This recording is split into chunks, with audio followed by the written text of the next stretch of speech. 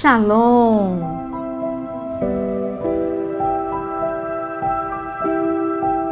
Nós estamos aqui para falar de um tema tão interessante, o diabo caiu por conta disso. Então, nós vamos pensar um pouquinho sobre a queda. E quando você pensa na queda de Satanás, você vai dizer, isso é só um conhecimento bíblico, eu vou saber quais foram os motivos da queda de Satanás. Não, esse vídeo tem como objetivo, é para você tomar cuidado, para você não percorrer pelo mesmo caminho. Nós temos que tomar tanto cuidado, porque ele estava num lugar, sabe onde ele estava antes da queda? Num lugar perfeito, ele estava no céu. Aonde que Adão estava antes de pecar? Estava no Éden. E com quem que Satanás tinha, e ele nem era Satanás, em a estrela da manhã, com quem ele tinha contato diariamente? Com Deus. E com quem Adão falava diariamente? Com Deus. Então tome cuidado você pensar assim, não, esse vídeo não é para mim, é para outra pessoa, porque eu estou na igreja, eu vou a todos os cultos. Cuidado, o coração, o fato de você ir para a igreja, maravilhoso, é isso que Deus quer para a sua vida, mas cuidado, o teu coração precisa ser examinado todos os dias, porque senão o princípio vai ser, se você tiver um desses princípios aqui, a queda é segura. São degraus que Satanás desceu, são alguns degraus que o levaram a cair. E eu quero ler com você Isaías capítulo 14, para nós podermos pensar junto quais foram os motivos da sua queda. Isaías capítulo 14, versículo 11, está escrito: a sua soberba foi jogada no abismo junto com o som das suas harpas. É muito importante você prestar atenção. E aqui já está falando qual foi o degrau número 1. O degrau número 1 foi soberba, orgulho, ganância. Isto é o egoísmo, tudo isso mora no mesmo degrau. Cuidado, porque Jesus nos avisou que nos últimos dias o amor se esfriaria. Quando o amor esfria, você se torna uma pessoa egoísta. Uma pessoa que só pensa, narcisista. Uma pessoa narcisista é a pessoa que só pensa nela mesma, no seu próprio proveito. Ela usa as pessoas para o seu proveito próprio. Uma pessoa narcisista, ela supervaloriza os seus resultados e despreza o resultado dos outros. Então, esta é uma sociedade que adoeceu. Mas já estava previsto isso por Jesus. Ele disse que nos últimos dias seriam dias difíceis, em que as pessoas estariam com estes traços do caráter e profundos. E você precisa andar na contramão. Hoje nós vemos líderes orgulhosos, porque um dos sinais do orgulho é a independência. Quando ele começa a pensar, não, eu posso ir para o culto sem me preparar, sem ler a palavra e sem orar, é porque ele já está orgulhoso, ele se encantou, como Satanás aqui. Você viu que ele foi jogado com o som das harpas? Ele tinha um talento, ele tocava harpa. E eu garanto que ele era o melhor arpista. E ele se encantou com o seu próprio talento. Tem pessoas que se encantam com a própria bênção, esquecendo quem que deu a própria bênção. Você não tem nada que você não tenha recebido. Tudo você tem, tudo você recebeu de Deus. Tem líderes que se encantam com a sua própria habilidade de pregar, com a sua oratória. Oratória é uma coisa, unção é outra. Se você se desconectar da fonte da unção, não adianta você... Tem prazo de validade. A tua oratória, mais dia, menos dia, vai te levar para a ruína. Você precisa de uma boa oratória, porque é um talento que Deus te deu, mas você precisa de unção. E isso é só na tua convivência e dependência de Deus. Quando eu falo de soberba, ganância, ainda estou no degrau 1, vaidade... Você pode pensar só ministerialmente. Não, eu estou falando que isso está nos relacionamentos também. Você conhece um casal em que um deles ou ambos estão indo para a ruína e para a queda, porque eles acham que sempre estão certos. Eles querem sempre dar a última palavra.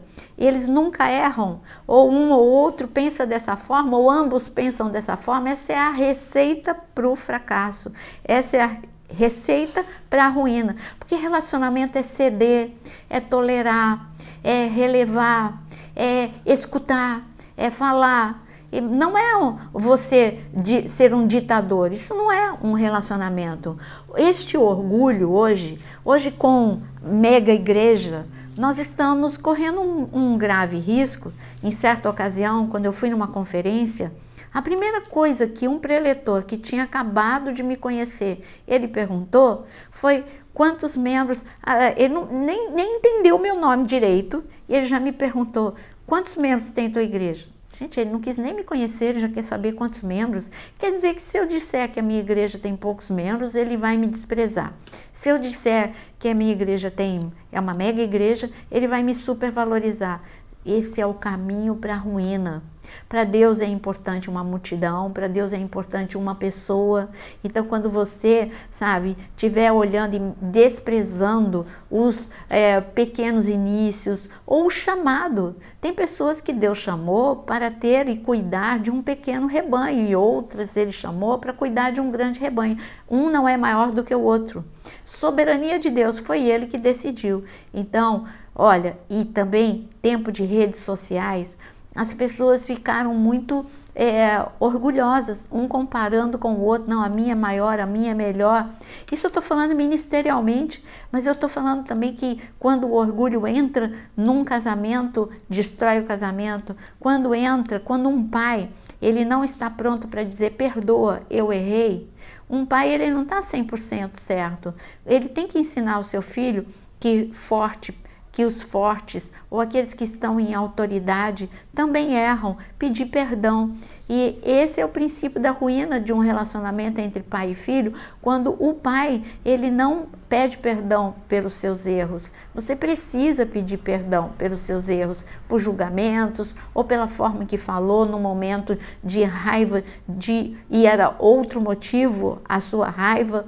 Bom, então o primeiro passo para a queda é a ganância, é o orgulho, é essa sociedade que nós precisamos tomar muito cuidado com essa sociedade hedonista, essa sociedade narcisista. Nós podemos estar diante de uma falência de relacionamentos e falências ministeriais por causa deste primeiro degrau, que é o orgulho. O segundo degrau, eu quero que você leia comigo no versículo 12 de Isaías 14. Veja como você caiu do céu, ó estrela da manhã, filho da alva. Veja como você foi lançado por terra, você que debilitava as nações. Você pensava assim, subirei ao céu, exaltarei o meu trono acima das estrelas e me assentarei no monte da congregação, nas extremidades do norte. Subirei acima das mais altas nuvens e serei semelhante ao Altíssimo. O segundo degrau é a inveja. A inveja, como está escrito em Provérbios, é a podridão dos ossos. A inveja é um sentimento ruim. Você admirar uma pessoa é um sentimento bom. Por exemplo, Josué admirava Moisés. E o que ele fez? Ele não teve inveja de Moisés, ele grudou em Moisés. Eu quero aprender com você, eu quero saber como que você chegou a este relacionamento e a essa unção com Deus. E ele aprendeu que todos os dias Moisés ia para a tenda do encontro, ele aprendeu com Moisés a perdoar, ele aprendeu com Moisés a ter domínio próprio, e ele aprendeu muita coisa com Moisés. E no tempo certo ele substituiu Moisés, mas não porque ele fez uma rebelião, não porque ele prejudicou falando mal de Moisés para assumir o lugar dele. Outro que percorreu o caminho certo foi Eliseu. Eliseu admirava Elias. E ele percorreu o mesmo caminho de Josué, andou junto com Elias, honrou Elias, ele aprendeu com Elias. E quando Elias estava para ser arrebatado, o manto caiu sobre Eliseu e ele teve a recompensa 2 vezes mais. Então, cuidado, a inveja destrói amizades, destrói relacionamentos, faz com que você caia. E olha, eu posso mostrar para você a inveja, até mesmo porque a inveja te leva a ser competitivo. E uma competição para destruir o outro, porque Saul, ele tinha uma inveja de Davi e ele começou a ser competitivo, e nessa competição ele queria o amor do povo só para ele queria a admiração do povo só para ele, e o povo começou a amar Davi também. Então ele, nessa sua competição por causa da inveja, ele perseguiu para matar Davi. Está vendo como a inveja é destrutiva? Mas o que aconteceu com a vida de Saul? A inveja destrói aquele que tem a inveja. Porque Davi, ele não foi tocado por Saul, mas Saul foi destruído pela inveja, foi destruído pelo orgulho, pela independência que ele tinha. Ele já não obedecia mais Deus, não obedecia mais Samuel. Cuidado, se você detectar um desses sintomas, fala, não, eu vou fazer o caminho inverso, eu quero subir degraus, eu não quero descer degraus. E então falamos de orgulho e falamos de inveja. Mas como eu li para você o versículo 13 e 14, inveja de quem que Satanás tinha? Primeiro você vê que ele tinha inveja de outros anjos. Ele queria ser o anjo principal. Ele queria, como está escrito aqui, ele queria o trono dele acima das estrelas, acima de todos os anjos. Ele queria ser o anjo, não é ser um dos anjos, o anjo principal. E depois mostra aqui que ele queria ser semelhante ao Altíssimo. Quando ele fala isso, ele está falando da inveja que ele tinha de Jesus, o Filho do Deus vivo. E lembra que por ocasião, quando Jesus foi fazer uma libertação, o diabo falou ali, através na vida onde ele estava possuído, a pessoa possuída, ele falou assim, por que você veio antes do tempo? Você está vendo como ele conhecia o Filho de Deus? Ele sabia de onde Jesus tinha vindo? E ele então ele tinha inveja de Jesus, ele queria ocupar o lugar de Jesus. E ele não ocupou o seu próprio lugar. Ele queria o lugar do outro, e quando você não ocupa o seu lugar, cada um tem o seu lugar, no chamado que você tem.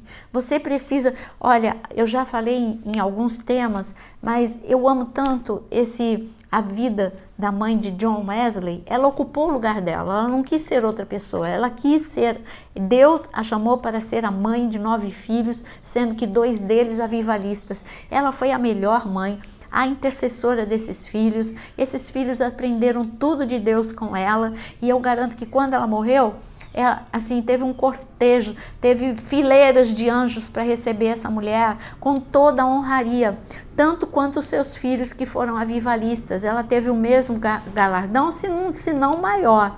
Então, ocupe o seu lugar. Você tem um lugar e você tem um talento. Cuidado para você não se destruir com o próprio talento que Deus te deu. Cuidado para você, se Deus te deu o talento de cantar, de pregar, ou é um talento comercial, cuidado para você não se destruir com o orgulho, com a ganância e com a inveja. Bom, já falamos desses degraus. Agora, o próximo degrau que ele desceu foi o degrau da rebelião. Pessoas conflitivas, elas vão trazer sempre conflito ao redor dela. O que está no teu interior, ele também vai impregnar outras pessoas ao seu redor, modifica o ambiente ao teu redor. Uma pessoa pacífica vai levar a paz para todos os ambientes. Uma pessoa conflitiva, ela é agitada, ela é uma pessoa que tem uma insatisfação crônica, ela é crítica, ela reclama o tempo todo. Esse tipo de pessoa, quando ela chega, o ambiente já pesa. Aonde ela chegar, na igreja, no trabalho ou em casa, o ambiente pesa. Porque, quando 2 pessoas estão brigando, ela não é pacificadora. Ela vai e fala mal do outro. Ela vai e difama.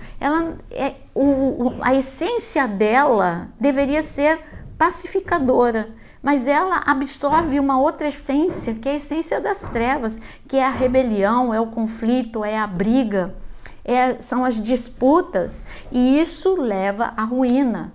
Um casamento, uma igreja, um ambiente onde você trabalha, a amizade, e isso é a ruína de amizades. Uma pessoa que está sempre brigando, uma pessoa que está sempre levando uma palavra de desânimo, está sempre falando mal de um, olha, sabia que falaram isso de você? Ela é incapaz de trazer a paz e ser pacificadora.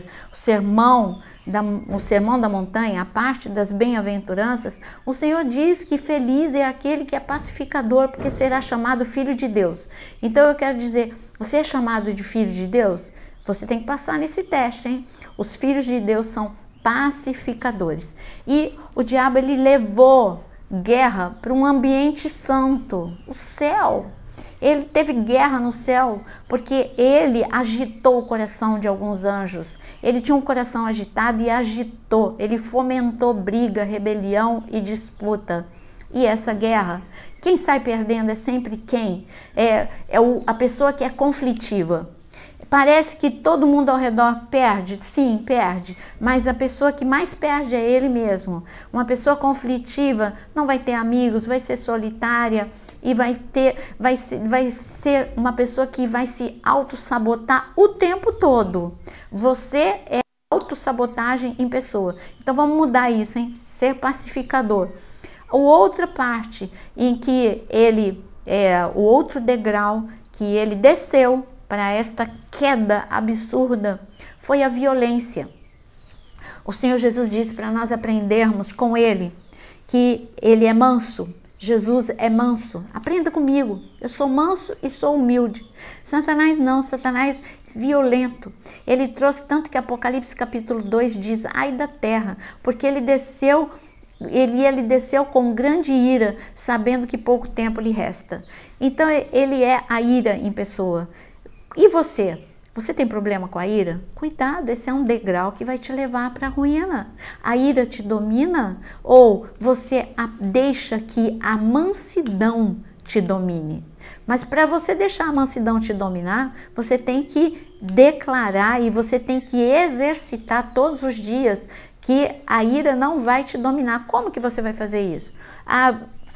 Só falar, não, a ira não vai me dominar e não vai funcionar. Tem que exercitar. Como é que você exercita? Você sentiu a ira, tem vontade de falar, de explodir, mas você vai se afastar daquele ponto de explosão e você vai dizer: eu escolho me afastar do conflito, eu não vou falar o que eu estou pensando, eu não vou falar com essa raiva que eu estou. Eu posso até falar, mas no momento em que a raiva não me domina, mas sim a razão, a emoção equilibrada, a razão ali também no seu domínio, aí sim eu vou falar. Então, vamos eliminar mais esse degrau da nossa vida, não é? Então, violência. E o outro degrau que ele desceu foi conviver com algo que você não pode conviver. Você não pode conviver com a mentira. Satanás é o pai da mentira. Você não pode conviver com o engano. Ele é sedutor, ele engana. Ele tem artimanhas. Se você conviver com mentiras, não existe mentira branca e mentira preta, não existe mentira grande, mentira pequena, existe mentira. Mentira é mentira. Não tem tamanho, não tem cor, mentira é mentira. Então você não pode conviver. Deus sempre avisou o povo de Israel: se você conviver com os teus inimigos, você tem que eliminar os teus inimigos. Se você conviver, eles vão ser como um espinho na sua carne. Ele estava falando de inimigos mesmo, quando eles entraram na Terra Prometida, mas agora eu estou falando que você não pode conviver com inimigos interiores. A raiva é inimigo, a inveja é inimigo no seu interior, a ira é inimigo no seu interior. Então, você não pode conviver com estas coisas, você precisa eliminar para você só subir degraus em direção ao trono de Deus. E agora, quando Jesus, em Lucas capítulo 10, ele chamou os seus discípulos, e eu quero chamar a atenção para vocês, a queda de Satanás foi dessa forma que aconteceu, como você leu comigo em Isaías capítulo 14. Mas agora, quando a gente vai para o Novo Testamento, nós vemos um outro cenário. Já estamos na terra, a gente estava no céu vendo os motivos da queda dele. Agora Jesus está aqui na terra, ele manda os discípulos de 2 em 2 e fala assim: entrem nas casas e diga shalom nas casas. E eles obedeceram. Os discípulos foram pelas aldeias, entraram 2 a 2 e entraram nas casas, declararam shalom. Quando eles fizeram isso, eles viram coisas espetaculares acontecerem. Os enfermos foram curados, aquelas pessoas que estavam endemoniadas foram libertas, os prisioneiros as cadeias caíram por terra e eles voltaram encantados. E quando eles foram contar para Jesus, Jesus falou: eu sei que tudo isso aconteceu, eu vi Satanás caindo do seu trono. Agora que nós vimos quais são os motivos da queda de Satanás, eu quero te dizer que a forma que você faz, você não pode cair. Você tem que fazer com que a vontade das trevas sejam destruídas na tua vida. Assim como Jesus viu que Satanás caiu do seu trono em cada uma daquelas casas, tem que cair também na sua casa e na sua vida. Mas olha os princípios que os discípulos obedeceram em Lucas capítulo 10. Eles estavam andando 2 a 2.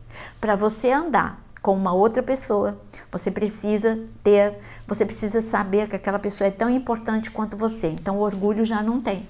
Essa pessoa recebeu a mesma ordem que eu, ela tem os talentos dela, eu tenho os meus talentos e nós dois juntos vamos andar para fazer a vontade de Jesus, viu? Então o passo número 1 desses discípulos foi fazer o caminho inverso de Satanás. Eles estavam em concordância, eles estavam em unidade e eles estavam em humildade. Já a próxima coisa que eles obedeceram foi justamente unidade. Eles não entraram discutindo. Já pensou eles entrarem na casa daquelas pessoas brigando uns com os outros? Não, eles estavam em paz. Ninguém dá aquilo que não tem. Eles tiveram que dizer, eles disseram paz porque eles tinham paz.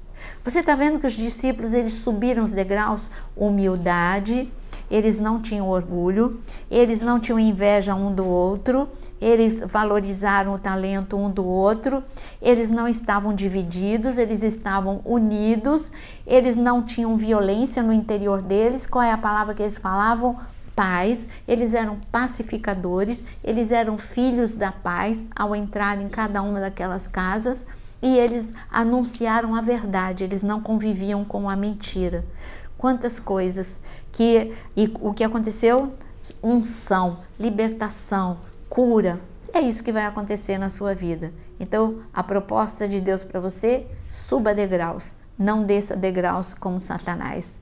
Eu espero que você tenha entendido e que você possa colocar uma meta na sua vida, subir degraus em direção ao trono de Deus, para cada dia ficar mais pertinho dele e ser, uma vez eu li um livro que eu gostei muito, Caçador de Deus, ser um perseguidor da presença de Deus.